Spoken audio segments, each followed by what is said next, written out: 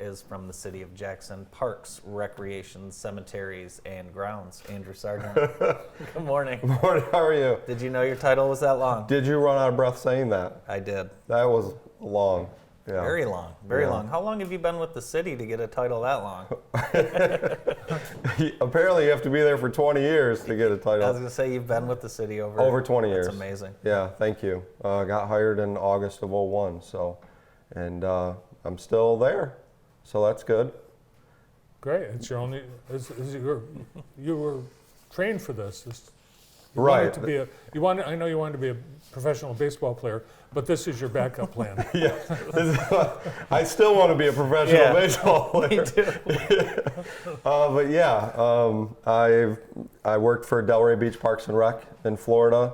Went to Olivet College for Parks and Recreation, and here I am today, and absolutely love it. Yeah, So. and I'm a huge supporter of youth rec sports. I think it's so important, and we have just a great program in our community. But you guys have had a team there for quite a long time that's worked together For sure. and really have just enhanced and grown the programs. Talk a little bit about the programs that you have and some of the participation. Okay, well, we just finished our youth basketball program, our 4th through 6th grade, plus we do. Andy was a coach. I was a coach, Andy was a coach. I did 6th grade girls with Abby. He did 5th grade girls with Ella, and so, it's I participate in it, and it's just a huge part of, who I am, who Andy is, just growing up in this community, and now I work there. But we just finished up our 4th through 6th grade, our 9th through 12th grade. We have a high school league as well. And then we are in our last week of our kindergarten through 3rd grade rec basketball program. Jeremy Patterson does the boys at King Center. Outstanding work. He does an amazing job with those kids. And then the same for Nicoy Weatherspoon, who does our girls program at Hunt, just does a phenomenal job. Just true teachers of the game of basketball, pretty much. And they ref all the other games too. Yeah, Jeremy refs as well. I had him every game. Right. Yeah. Just awesome. Principal at Parkside, and just have always been involved in the community, and we're so lucky to have 2 people like that involved in our program, and we're so lucky to get so many good volunteers and refs, and that pretty much it's easy for us to set up, but we need these people in our community to help us make that work, so. Yeah, let's talk about that basketball season a little bit. We forget that we're unable to have rec basketball last year, obviously being, tied to JPS, mask mandates, COVID. That's a year that kids didn't get to play on a team, didn't get to learn team sports. So it was so important to have this season this year. For sure. And what we saw specifically when things started to somewhat go back to, there's the normal word again, we had 43 teams in rec soccer in the fall. And so that was a jump. And I think people were just eager. For example, our youth tennis lessons in the summer, numbers just skyrocketed. Yeah.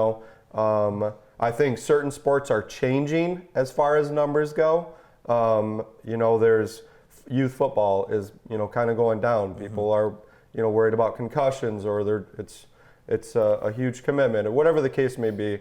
But youth soccer is going up. Youth tennis is going up. So you're always going to get that, different numbers based on whatever sport it is. But I think, people want to be able to do something. Yeah. You know what I mean? They want to get their kids involved in something. And I am a true believer, just like you said, Andy, that youth sports is a huge part of growing up. I firmly believe that. And, that's if kids can just do something in general, I think they're going to be better off. Yeah. Yeah. When I was a kid, we didn't have it. All there was Little League. Okay. We didn't have, our community didn't have like a kids sports program. The pool had swim lessons, but that was pretty much it. Yeah. Plus you were stuck in the basement and you couldn't go to the bathroom. That's brutal. We were left to our own devices. I know. Yeah, that's great. That's great. But you guys have, you have programs literally for everyone, which is, it makes it hard to keep up, but it's great because you have so many things going on. People want to know about the Nixon and softball and the pool. Have you Okay. guys made a decision on the pool yet? Yeah, we plan on moving forward with All that. right. We plan on opening.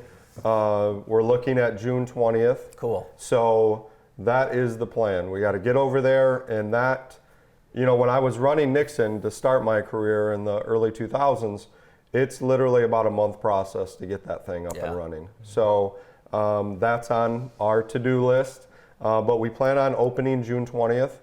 That's the date that is pretty much set in stone. And so the pool will reopen, and then the skate park will be open, but it's, skate at your own risk, come in and out as you please. The gate on Cooper Street will be open.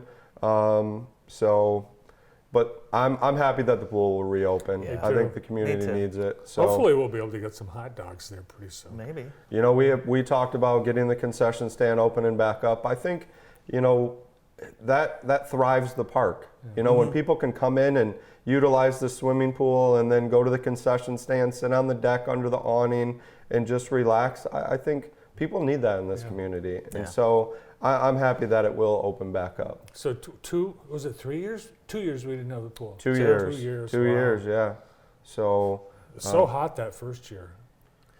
Remember Yes. how hot it was that first year? my No memory pool? is, Yeah. in regarding to weather, I just, sorry. I don't keep track. I know. But- You're coaching soccer. This Yeah, I year. do. I coach soccer. As, Yeah. I don't get paid. It's a volunteer position of mine. Trying to.